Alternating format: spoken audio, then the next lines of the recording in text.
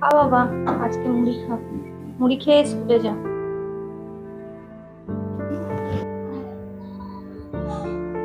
আমি খাবো না। এই শোন শোন, খেয়ে যা। এই আয় বাবু। ছেলেটা না খেয়ে বেরিয়ে গেল। প্রতিদিন ছেলেটার খাওয়ার ওপরে রাগ। কি যে করি। এটা যে রেগে ভেগে বেরোলো, মুড়ি খায়নি, ভাত ফাত ফেলে দিয়ে চলে গেল। হ্যাঁ, স্কুল যাবার সময় হয়ে গেল। কোথায় গেল সেটা? গেল কোথায় বলো তো? ওটাকে দেখতে পাচ্ছি না তো। ওখানে মনে হচ্ছে কেউ বসে আছে। ও, এইখানে বসে আছে।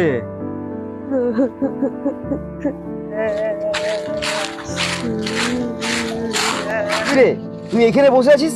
হ্যাঁ, না খেয়ে চলে আসিস? বললাম আমি খাবো না। কেন খাবি না? আমি বললাম না আমার মোবাইল চাই। আমি বললাম তোমাকে, না হলে মোবাইল না দিলে আমি খাবো না। তোকে তো বললাম যে এখন মোবাইল দেবো না, তুই স্কুল ফাইনাল পাস কর, আমি তোকে ঠিক মোবাইল কিনে দেবো। চল এখন। ছাড়ো আমাকে। ও চো, ঘরে চো। অত রাগ করলে চলে? চো ঘরে চো। বলছিলাম যে ছেলেটাকে নিয়ে তো খুব সমস্যা গো। দিনের দিন যা রাগ বাড়ছে, আর এই রাগটাকে যে কি করে ওর কমানো যায় ভীষণ চিন্তা লাগছে জানো। কি যে করি, আমি তো কিছু খুঁজেই পাচ্ছি না।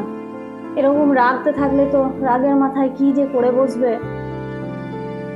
তুমি বলো কি করা যায়, বলো দেখি। দাঁড়াও, কিছু একটা চিন্তা ভাবনা করছি, কি করে ওর রাগটা ঠান্ডা করা যায়। তাহলে তবু কিন্তু তুমি কিন্তু বেশি ওর সঙ্গে রাগারাগি ভাবে কথা বলো না, বুঝলে? চেষ্টা করবে যতটা ওকে শান্ত রেখে কাজ করার জন্য চেষ্টা করবে। শোন বাবা শোন, তোর তো খুব রাগ হয়। তোর রাগ কন্ট্রোল করার জন্য আমি একটা পদ্ধতি বলবো, ঠিক আছে? দাঁড়া, আমি একটা কটা জিনিস নিয়ে আসছি। আচ্ছা বাবা।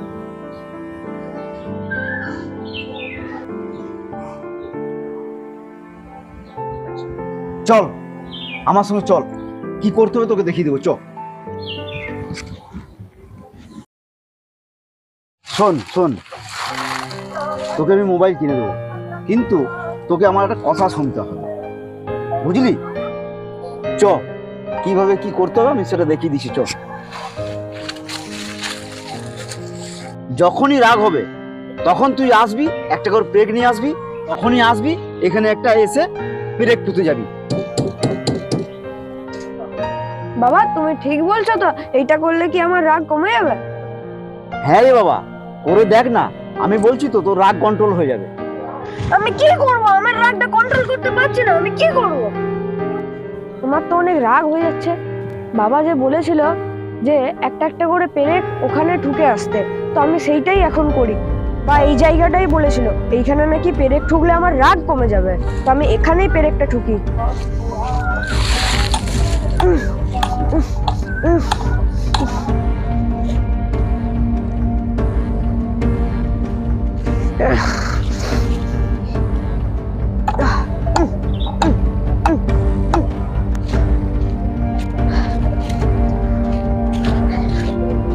এখানে পেরেক পোতার থেকে অনেক কষ্ট, এর থেকে ভালো আমি রাগটাই কন্ট্রোল করে নিই।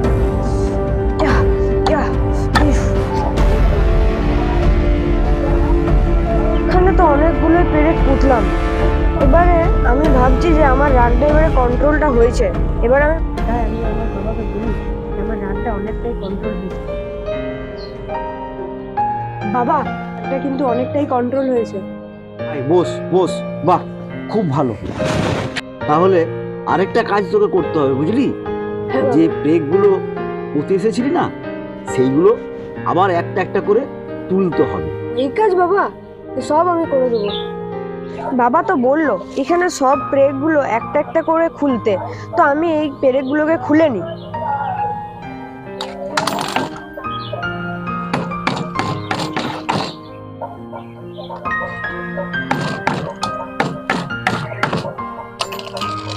বাবা আমি সব খুলে ফেলেছি। বাহ, খুব ভালো কাজ করেছিস। আমি তোকে যেটা যেটা বলেছিলাম তুই সেটা সেটাই করেছিস। এই তো, তুই রাগকে তো কন্ট্রোল করতে পারবি, বুঝলি? দেখো বাবা, তুমি যে ব্রেকগুলো পুঁতেছিলে তার একটা ক্ষত রয়ে গেছে, কিন্তু এই যে বাসে ব্রেকটা মেরেছিলে সেটা একটা ক্ষত রয়ে গেছে। এই ক্ষত কিন্তু আর কোনোদিনও ফিরবে না, ক্ষতই রয়ে যাবে।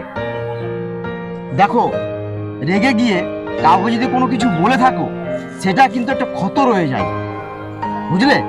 সেই ক্ষত কোনোদিনও আর মেটে না। তাই রাগকে নিয়ন্ত্রণ করে মানুষের সঙ্গে সৎ ব্যবহার করবে। যখন তুমি রেগে গিয়ে কিছু কাউকে বলো তখন তার মনে একটা দাগ পড়ে যায়, আঁচড় কেটে যায়। তাই তুমি তোমার রাগকে কন্ট্রোল করো, কন্ট্রোল করতে শেখো, বুঝলে? শারীরিক ক্ষত থেকে মানসিক ক্ষত অনেক ভয়ঙ্কর। বুঝলাম বাবা। হ্যাঁ বাবা, তুমি ঠিক বলেছো। তুমি এটা বলেছিলে যে রাগ না করতে, সেটা আমার শরীরের জন্য খুব উপকার হয়েছে। হ্যাঁ, এই রাগ করা খুব বাজে জিনিস। হ্যাঁ বাবা, আমি আমার ভুল বুঝতে পেরেছি। রাগে আমার অনেক ক্ষতি হচ্ছিল, আমি আর রাগ করব না। তোমার কাছ থেকে একটা ভালো জিনিস শিখলাম বাবা, আমি আর কোনোদিনও ভুল করব না। আয় বাবা, আয়, চ ঘরে চ।